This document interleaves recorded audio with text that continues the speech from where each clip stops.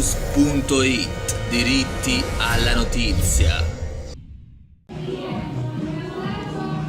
Allora, streetnews.it, siamo qui con Danila e Marlios, qui per noi con la loro meravigliosa canzone Che sia terra mia, che parla di Napoli con la sua parte principale, una canzone scritta da loro, giusto?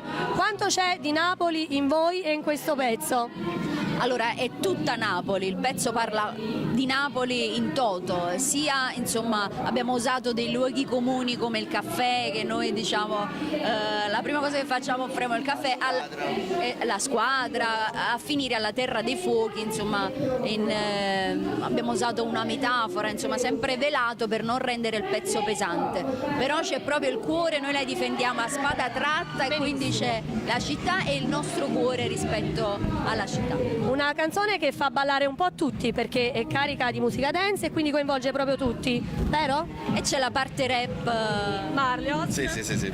Una canzone molto movimentata. Molto bella, io l'ho ascoltata prima, vi invitiamo a seguirla, aspettiamo di sentirla e vi facciamo gli in bocca al lupo. E seguiteci su Street News. Buonasera, ciao.